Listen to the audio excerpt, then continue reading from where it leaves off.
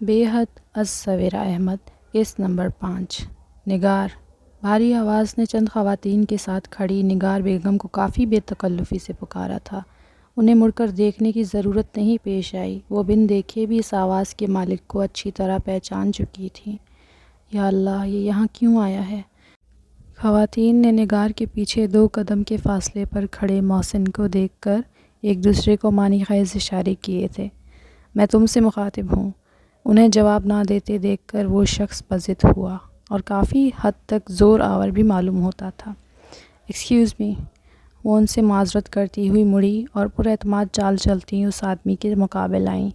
تمہیں یہاں کس نے بلوایا ہے؟ وہ ارد گرد موجود مہمانوں کا خیال کرتی ہوئی آہستگی سے بولی۔ ہماری بیٹی زویا نے۔ تم تو ظاہر ہے ایسا نہیں کرو گی۔ وہ خباثت سے مسکراتا نگار کا جی جلا رہا تھا۔ ٹھیک کہا تم نے۔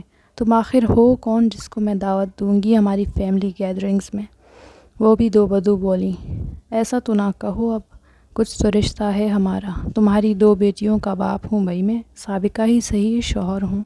نگار کا گہری نظروں سے ایکس رے کرتے ہوئے وہ ہاتھ میں موجود ایک چھوٹے سے بوتل سے گھونٹ لے کر بولا۔ اپنی بکواس بند کرو۔ تم سے زیادہ گھٹیا اور اوباش انسان میں نے اپنی زندگی میں نہیں دیکھا، جو اپنی اولاد کو بھی نہیں بخش رہا اور اس کی پارٹی خراب کرنے کو منہ اٹھائے یہاں تک چلا آیا۔ نگار بیگم نے بڑی مشکل سے اپنی آواز دھیمی رکھی ہوئی تھی، ورنہ ان کے اندر اس وقت اس شخص کو دیکھ کر الاؤ دہکنے لگا تھا۔ اچھا، میں اوباش ہوں اور تم دودھ کی دھلی ہو؟ اپنے متعلق ایسے سخت الفاظ سن کر محسن تیوری چڑھائے دھمکانے والے انداز میں نگار کے نزدیک ہو کر بولا۔ نگار کے اندر اس شخص کے لیے کئی سالوں قبل پنپنے والے خوف نے اس گھڑی ایک مرتبہ پھر سر اٹھایا تھا۔ ان کا اعتماد بھرا انداز ڈگمگایا تھا۔ ڈیڈ، زویا نے قریب پہنچ کر ان دونوں کے درمیان موجود بھاری فضا کو نوٹس کرتے ہوئے باپ کو مخاطب کیا تھا۔ محسن سنبھل کر فاصلے پر ہوا اور چہرے پہ مسکراہٹ لے آیا۔ زویا، مائی پرنسس، اسے ساتھ لگاتے ہوئے وہ شفقت سے بولے۔ نگار لاشعوری طور پر سینے پہ ہاتھ رکھے خوف سے دھڑکتے دل کو قابو کرنے کی کوشش کرنے لگی تھی۔ Thank you so much dad, آج آپ میرے بلاوے پر یہاں آئے۔ باپ کے ساتھ لگی کھڑی وہ ماں کو جتاتی ہوئی نظروں سے دیکھ کر بولی۔ نگار نے اس بات پر بے یقینی سے بیٹی کو دیکھا۔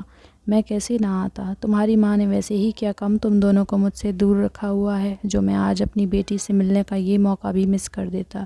محسن کی معنی خیز نظریں اور مسکراہٹ نگار کو بہت کچھ جتا رہی تھیں۔ اس پل انہوں نے اس کے چہرے کی طرف دیکھنے کی غلطی نہیں کی تھی، جہاں فاتحانہ مسکراہٹ تھی۔ نوال اور روحا جو نگار کو ڈھونڈ رہی تھیں، ان کی نظریں ان تینوں کو ایک ساتھ دیکھ کر وہاں آ ٹھہریں۔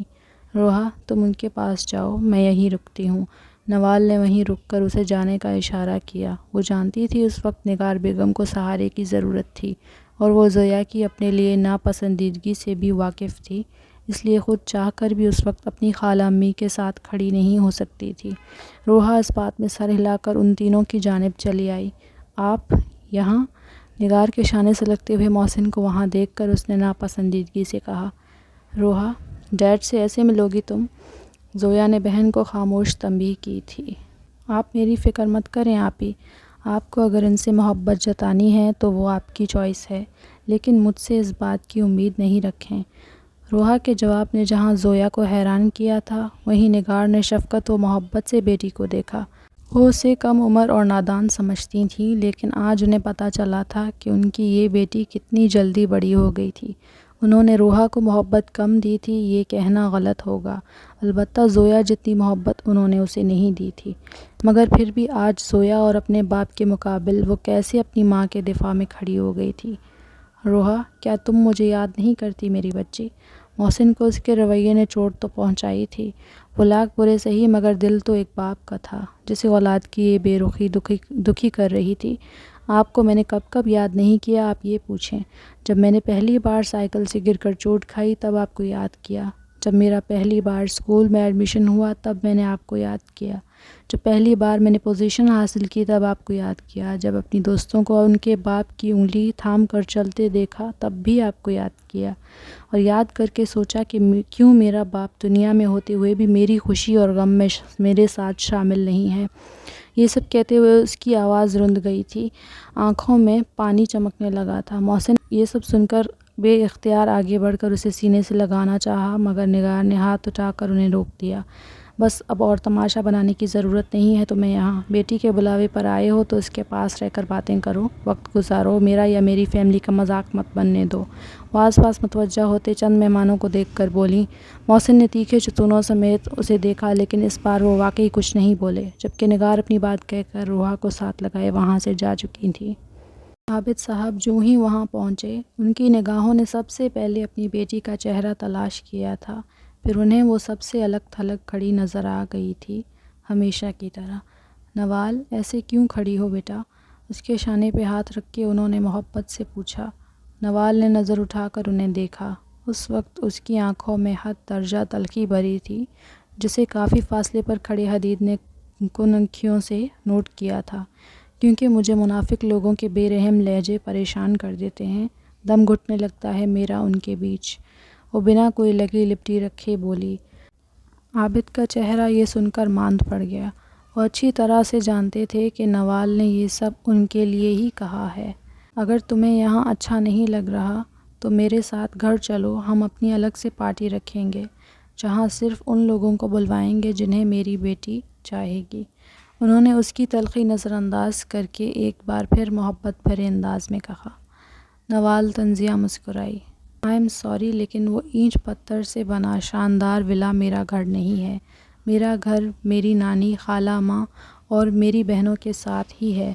اس کا جواب آج بھی انکار ہی تھا۔ وہ گھر تمہارا ہی ہے میرا بچہ، تمہاری ماں اور تمہارا۔ عابد صاحب کی آواز میں گھلنے والی نمی واضح محسوس کی جا سکتی تھی۔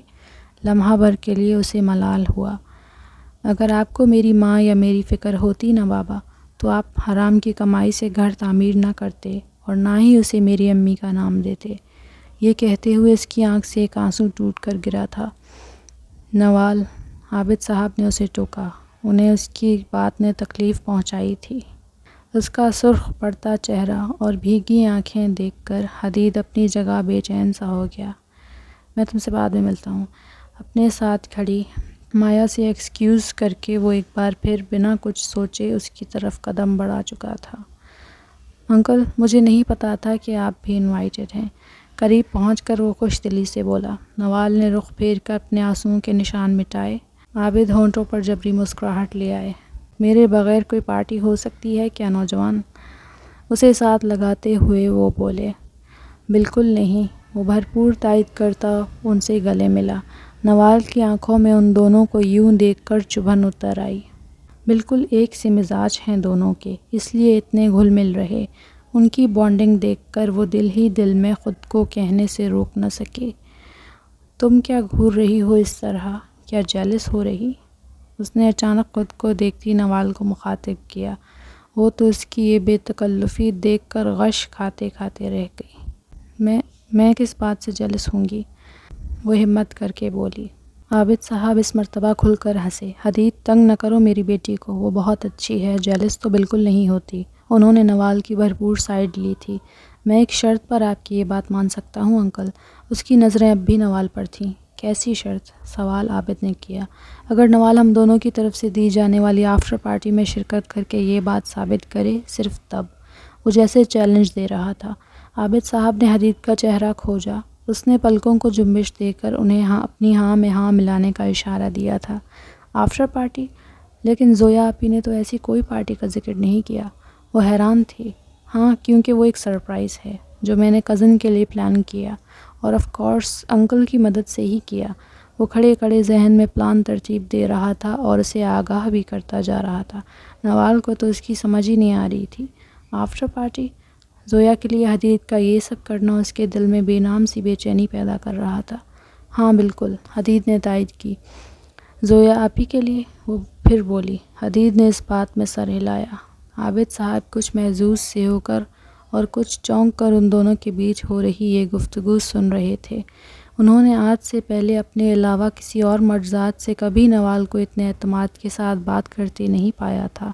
انہیں اپنی بیٹی کی ذات میں آنے والی یہ تبدیلی اندر ہی اندر نہ صرف محسوس ہوئی تھی بلکہ خوش آئند بھی لگی تھی۔ کیونکہ یہ پارٹی زویا آپی کے لیے دے رہی آپ تو غالباً میرے نہ آنے سے کچھ خاص فرق نہیں پڑے گا۔ پتہ نہیں وہ باپ کی موجودگی میں اس کے سامنے اتنی شیر ہو رہی تھی یا پھر حدید کی شخصیت ہی اسے بولنے پر اکسا رہی تھی۔ اس وقت نوال خود بھی یہ بات سمجھنے سے قاصر تھی۔ اس کا انکار سن کر حدید چڑھانے والے انداز میں مسکرایا۔